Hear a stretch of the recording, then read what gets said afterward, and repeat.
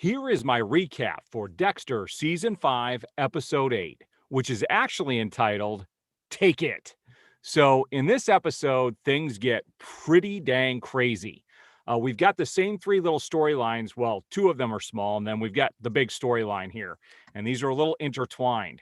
So, let's first cover the storyline that's going on with LaGuerta and at the club with the shooting and everything that happened. We find out at the beginning of this episode that they are bringing a civil case against LaGuerta, and LaGuerta has to make a decision on who she wants to pin all of the mistakes on, and which is going to be pretty hairy because you've got everybody was involved. And she actually brings Deborah into her office, and Deborah's like, why do you have to pin this on anybody? We were all there. It was everybody's decision. Let's stick together. And Deborah's been working with that other person who's from outside of their department, and LaGuerta wants to pin it on her. And Deborah says, that's not a good idea. We need to stick together.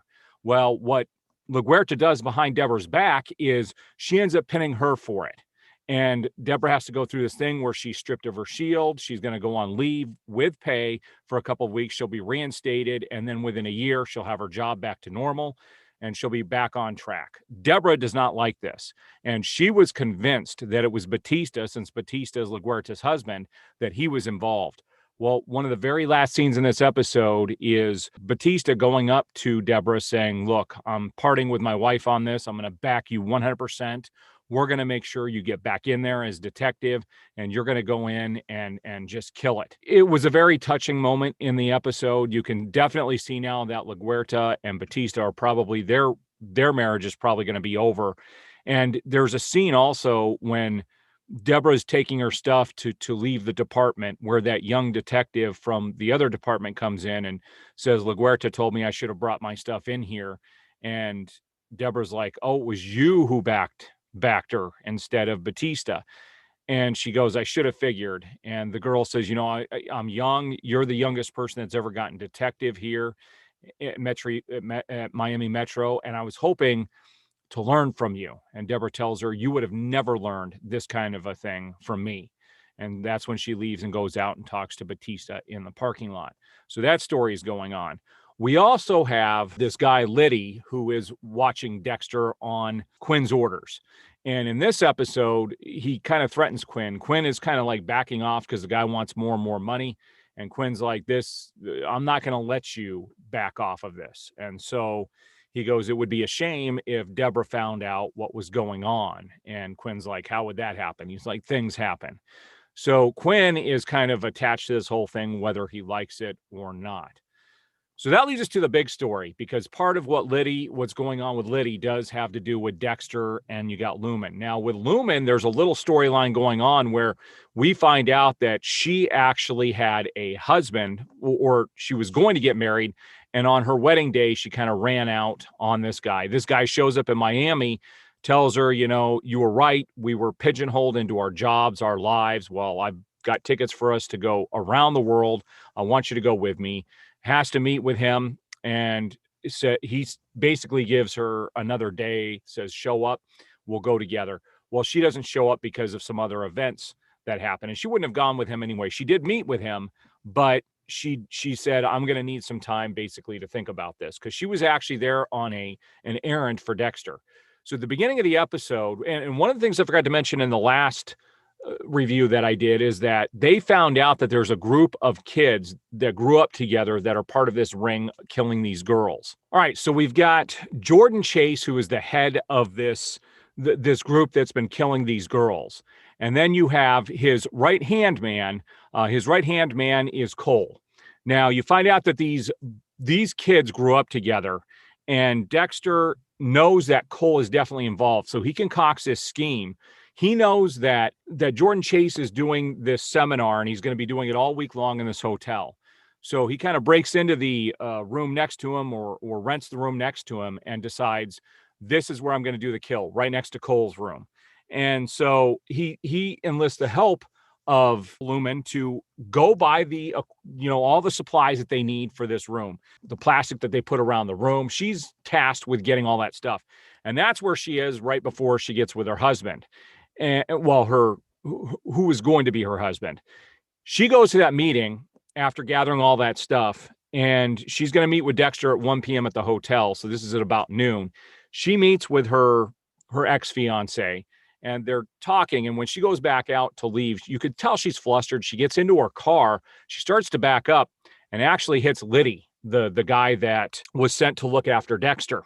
And so they have to exchange information. So he's now able to get knows that it's Lumen Pierce, and he says, we could call the police if you don't want to give me your information. She says, no, I'll give it to you. She does tell Dexter that, she got into an accident, but she doesn't tell Dexter about the guy or anything. So Dexter doesn't know that Liddy's looking at him.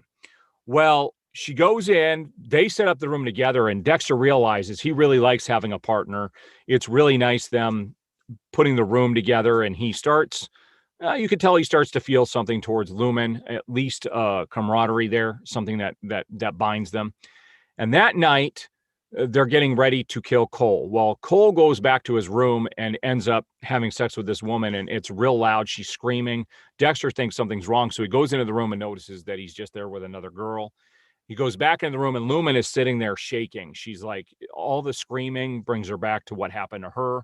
So Dexter helps put his hands over her ears, and she's able to get the first night's sleep she's had in a very long time. Well, she wakes up the next morning, and Dexter never did his kill. He was basically there watching after Lumen, and he says, don't worry, I've got a plan. I'm going to take him in between their seminars. He kind of goes and collects the money. He goes, I'm going to get him by the service elevator when he comes in to collect the money. So I want you gone from the hotel at that point so that you can't be tied to this at all.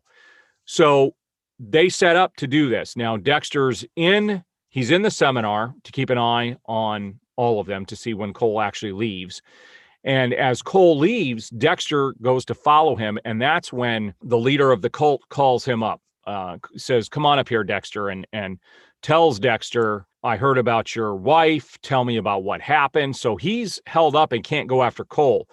Well, this is when Lumen is leaving the hotel, and she kind of goes down, and on the monitor, she sees Dexter telling the story of what happened to him, and she's intrigued. So she sits there and listens. And that's when Cole ends up seeing her, and Cole chases her through the hotel. She goes back to the room where Dexter and her had set up for the kill, calls Dexter. Dexter gets the message on his phone that she's in trouble. So he leaves the seminar off of the stage after telling his story, and he runs up to the room. At that point, you've got Cole strangling Lumen, and Dexter comes in and chokes him out, and then they get him on the table and kill him. And so he doesn't give up the name of the two guys that they're looking for in the picture, because there were the boys that grew up together, and there's two they haven't been able to identify yet. And so he's not giving up the name. So Dexter kills him, gets his little trophy of the blood, and gives that vial to Lumen. Now, the very last part of this is him and Lumen are on the boat together disposing of the body. Now, they also discover that Jordan Chase is one of the guys, but he wasn't in the picture. And they discover this because Lumen tells Dexter there's one guy who's never able to identify. He just came by and said, the time is ticking. Your life is ticking away. And she said he has a watch that was ticking. Well, when Dexter is leaving the hotel, he actually has the body of Cole, and he's throwing the body parts in bags into his car. They look like, travel bags. And that's when Jordan Chase comes up and thanks him for being part of the seminar. And, he goes, your life is ticking. And he kind of showed his watch, and it was the exact same thing that Lumen had told him. So on the boat, he confesses that, yeah, I'm pretty sure Jordan Chase is a part of this. And well, they know for sure. So she goes, what are we going to do next? And Dexter has her grab one of the bags and drop them into the water. Well, that leads us to the very last scene, which is Liddy. He's on the shore, and he has pictures of Lumen. He has a very long lens on his camera, and he took pictures of Lumen and Dexter together on the boat, dropping something into the water. We've got a lot of things happen in this episode. Things kind of went into high gear, and we've got one of the guys is now gone. So Cole, the guy who was transporting the bodies in the last episode and got into the car accident, he's dead and gone. We know that Jordan Chase is involved, and that's who Dexter is going to set his sights on next. And Lumen and him are now pretty much partners in this. And you've got Liddy on the trail of Dexter. There was also one interesting scene in this episode where Dexter is having a conversation with his sister. and his sister said something about, people deserving to die. And Dexter did say, Dad always taught me that there are certain people who are willing to die or that deserve to die. So Deborah asks him, do you believe, Dad? Do you believe that there are certain people that deserve to die? And Dexter admitted, yeah, I do believe that. Things are getting very interesting. This is probably the high point of the season so far, and we're going to see what happens in these final 4 episodes. So there's my recap on Take It, Dexter Season 5, Episode 8. If you like these recaps, please hit that like button, subscribe, hit the notification bell, and let other people know about these recaps so they can get caught up before the new season starts if they don't have time to watch the show. All right, we'll see you guys on the next recap.